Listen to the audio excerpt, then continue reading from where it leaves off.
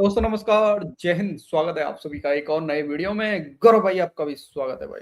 Welcome. जय हिंद दोस्तों। तो दोस्तों आप सभी के एंटरटेनमेंट के लिए आज हमारे पास में 2 क्लिप। एक है गौरव भाई हमारे पास में नजम सेठी का, दूसरा एक अफगानिस्तान से रिलेटेड, जो अफगानिस्तान और रसिया के बीच में जो क्या बोल सकते हैं, डिफेंस टेक्निकल एग्रीमेंट साइन हुआ है उसके ऊपर। ठीक है, पहला क्लिप सर उससे रिलेटेड है, जो कि ये पाकिस्तानी बात करते हैं कि भारत ने अगर हमारा पानी बंद किया तो हम उनका सांस बंद कर देंगे, और जाने क्या क्या बात कर रहे थे।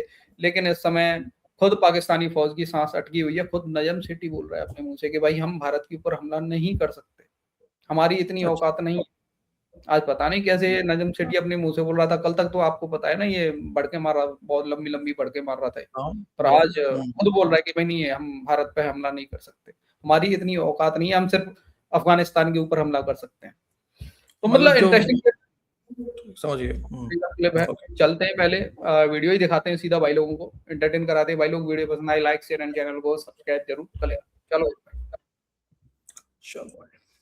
जिस तरह भारत ने हम पे पहलगाम का इल्जाम लगाया और उसके बाद अब उन्होंने कहा कि अभी कोई भी वाकया हुआ तो हम पाकिस्तान में दोबारा अटैक करेंगे। हमारे जो फाटा एरियाज हैं बलूचिस्तान में जितनी भी कार्रवाइयां हो रही हैं ये भारत करता है। हम लोगों के पास सबूत भी हैं, लेकिन मैं ये समझने से इस बात से कासिर हूँ कि जिस तरह हमारे इधर तो यहाँ पे तो तकरीबन हफ्ते में महीने में कुछ ना कुछ होता रहता है, इतने अटैक्स भी होते हैं, तो हम लोग उन पे अटैक्स क्यों नहीं करते? क्या आप नहीं समझते कि पाकिस्तान को भी अब वो वक्त आ गया है कि बिल्कुल इसी तरह का एक वाज़ेह पैगाम हिंदुस्तान को देना चाहिए कि पाकिस्तान के किसी सूबे में, किसी शहर में अगर हिंदुस्तान की तरफ से तखरीबी कार्रवाई हुई और हमारे फौजियों और पुलिस का जानी नुकसान हुआ, तो पाकिस्तान भी अपनी पूरी फौज बॉर्डर पे लेके जाके और एक जंग शुरू कर देगा हिंदुस्तान के साथ। ये सवाल भी आने से मैं हैरान हूँ। हैरान इसलिए हूँ कि एक तरफ तो सवाल पूछने वालों को जवाब खुद पता है। अच्छा, बात यह है कि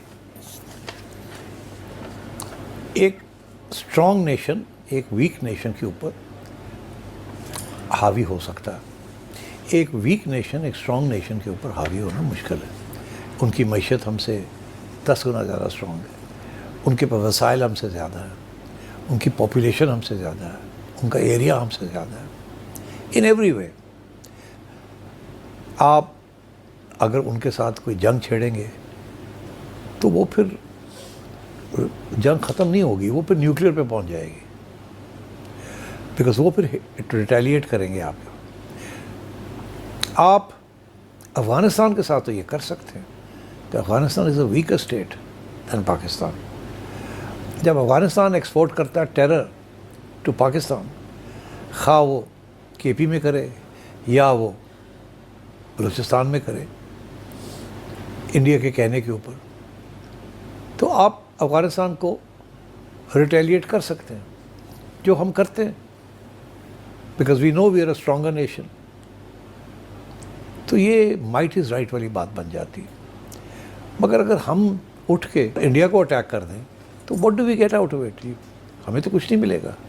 इंडिया ने हमारे ऊपर अटैक करके उसको कुछ नहीं मिला, तो हम इंडिया पे अटैक करके हमें क्या मिलेगा?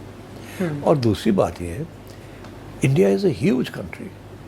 पाकिस्तान में जो टारगेट्स हैं वो तो लिमिटेड हैं, उसके बावजूद दोनों मुल्क इतने मोहतात हैं, because both are nuclear powers, कि ये एस्केलेशन की तरफ ना कुछ चला जाए। मैं समझता हूँ कि अभी भी आपने देखा कि हम कहते हैं कि इंडिया हार गया है ये पिछली जंग में, इंडिया कहता है कि नहीं नहीं ऐसी कोई बात नहीं है। तो अगर ऐसी बात है तो फिर अभी इंडिया को चाहिए था ना वापस अटैक करता, नहीं किया ना, बिकॉज उसको पता है ये एस्केलेशन लैडर जो है बहुत जल्दी एस्केलेट कर जाता है और ये न्यूक्लियर। ये कौन सा लॉजिक है भाई? ये यार ये कौन सा लॉजिक है भैया? मतलब इसका लॉजिक ये है सर, रात को इंडिया सो रहा है आराम से, जगा और पाकिस्तान पे हमला शुरू, फिर दूसरे दिन सोए फिर पाकिस्तान पे हमला शुरू। यार मतलब बिना मतलब नहीं, के थोड़े। अच्छा ये दोनों बात करते हैं। मैंने देखा इनकी मीडिया वालों को, एक तरफ तो बात ये करते हैं कि जनाब हमने ऐसा सबक सिखाया है कि भारत जरूरत नहीं करेगा हमला करने की। उसके तुरंत बाद कहेंगे, उसी वीडियो में तुरंत बाद कहेंगे कि देखिए जी उनके आर्मी चिप तो ऑपरेशन सिंदूर 2.2 की बात कर रहे हैं और तैयारी कर रहा है, इंडिया पूरी तैयारी कर रहा है, क्या खरीद रहा है दुनिया हाँ। से, और देखो पूरी तैयारी कर रहा है, हमला करने की बात कर रहा है। अभी भी है। तो जनाब हम क्या करेंगे, इस बार हमला करेंगे तो दोनों बात खुद ही कर रहे हैं। अरे जंग भी जीत गए, मेडल भी लटका लिए, सारा कुछ कर दिया, फील्ड मार्शल बन गया फटा पजामा, फिर भी उसके बाद में भी इनकी फटी हुई है कि इंडिया तैयारी कर रहा है हमले की। हाँ फिर भी बताओ फटी यार। हुई है। हे भगवान। थ्रेशोल्ड पे पहुंच जाता है और इसीलिए ये होता नहीं है।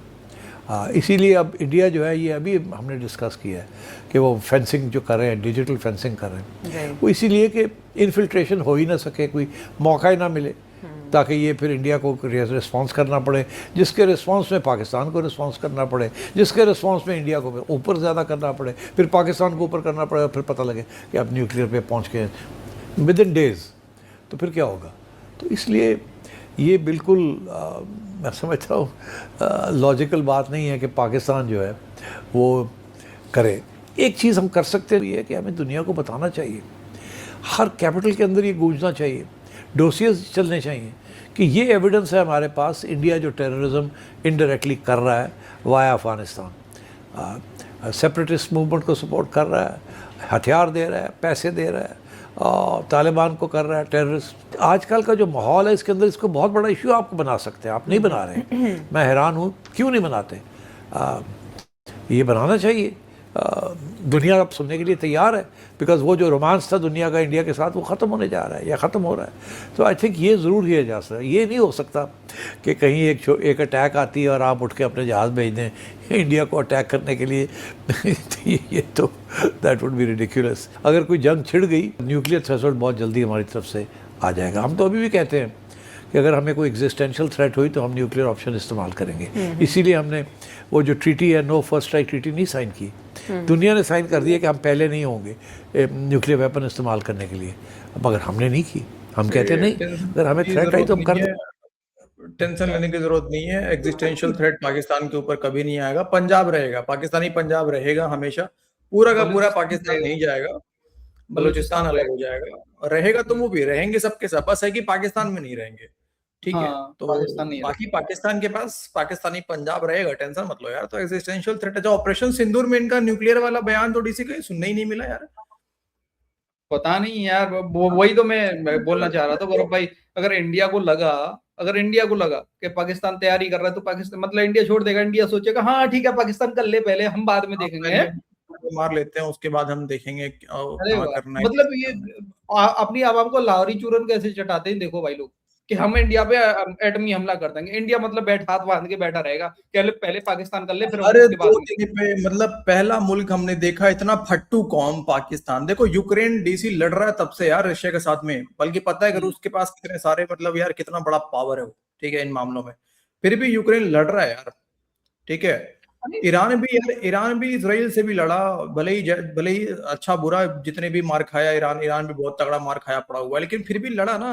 लेकिन यार ये इतने फट्टू कौम है पाकिस्तानी कि हर 2 दिन पे एटम बम निकाल देते हैं, हर 2 दिन पे वो एटम छोड़ो ना यार। मैं तो ये कहना चाहूंगा, ठीक है पाकिस्तानियों, तुम्हारे पास एटम बम है, ठीक है, लेकिन फिर भी तुम बिना एटम बम के तुम जंग जीत गए। ये वाली तुमने सितारे लगा लिए, फील्ड मार्शल फटा पजामा आसिम मुनीर बन गया फील्ड मार्शल तुम्हारे देश का।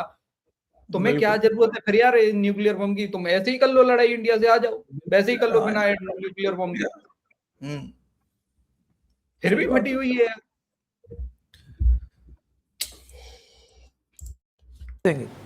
तो इसलिए आई थिंक क्योंकि we are a nuclear power, we can't afford to do this. और दूसरी चीज़ ये कि आजकल की जो जंग होती है वो लिमिटेड नहीं होती, वो फैल जाती है, और दिनों के अंदर फैल जाती है। तो इसलिए this is not an option. तो पता नहीं आप क्यों सोचते हैं ऐसे, मुझे नहीं समझ आई। जो डॉसियर भेजने की पाकिस्तान बात करता है, या बिलावल भुट्टो जो सबूत लेके डेलीगेशन के साथ पूरी दुनिया की तरफ गए जाफर एक्सप्रेस इंसिडेंट के ऊपर, उन सबूतों की क्या कोई स्टैंडिंग नहीं? देखिए बड़ा मुश्किल हो जाता ना ये सबूत। या तो हो ना आपके पास, आपने कोई लोग गिरफ्तार किए हों, आपके पास टेस्टिमनीज हों, हमें पता है कि ये हो रहा है। जो लोग हम अरेस्ट भी करते हैं वो शायद टेस्टिमनी देने से इनकार कर देते हैं, बट वी नो, और एजेंसीज नो ये कहाँ से हो रहा है, कैसे हो रहा है। बट क्या इसको डोसियर बना के दुनिया को कन्विंस करने के लिए इतना मटेरियल है कि नहीं है? इंडिया जो है वो तो अभी भी डबल डॉक्ट्रिन यही है कि पाकिस्तान को हमने नहीं रहने देना, कमज़ोर करना है, आज़ाद कश्मीर को ले लेना है, ये करना है, वो करना है। So we have to be on our alert all the time. But इसका ये मतलब नहीं जाके हमला कर दिया उन्होंने। चले अफगानिस्तान के मुल्ला कैसा है यार ये, सही में नजम सेट्टी का भी दिमाग जो है ना वो सटिया गया आईडीसी यार। एक तरफ खुद कह रहा है कि डोजियर लेके सबके सामने हम क्यों नहीं जाते, फिर कह रहा है कि हमारे पास तो सबूत ही नहीं है उतने ही कि हम लेके जाए। कोई एक बात तो नहीं, कर लो इनके यार सब कम से कम यार। इनके सबूत देख लिया भाई लोग। अगर आपने देखा हो डीजे ESPR आता है डीजे बजाने, इनका वो दिखाता है सबूत। कैसे दिखाएगा? ग्राफिक्स बना बना के। देखो 2023 में इतने हमले हुए, 2024 में इतने हुए, 2025 में, 2026 में, ये सब भारत ने किए। ये है भाई बस इनके सबूत। ये सबूत सबूत हो गया। एक कोई इनका पता नहीं ब्रिगेडियर था, पता नहीं क्या था, उससे एक पॉडकास्ट में किसी फीमेल एंकर ने पूछा कि हम दावा करते हैं कि हमने इतने राफेल गिरा दिए, इतने जहाज गिरा दिए हैं, बट हम कभी सबूत नहीं देते हैं। अरे आज वो हम थोड़ी डिफेंस देते हैं। डिफेंस मिनिस्टर ने तो दिए थे इनके ख्वाजा आसिफ जो है वाले ने सोशल मीडिया पे सबूत। अरे यार अजीब लोग भरे पड़े यार सच में यार। हम्म, चलो अफगानिस्तान। याकूब जो अभी वापस आए हैं रशिया का विजिट करके, जहां पर उन्होंने एक मिलिट्री एग्रीमेंट किया है। नाम तो उसका टेक्निकल सपोर्ट एग्रीमेंट टाइप इस तरह का कोई नाम रखा है, लेकिन असल में वो एक डिफेंस एग्रीमेंट है।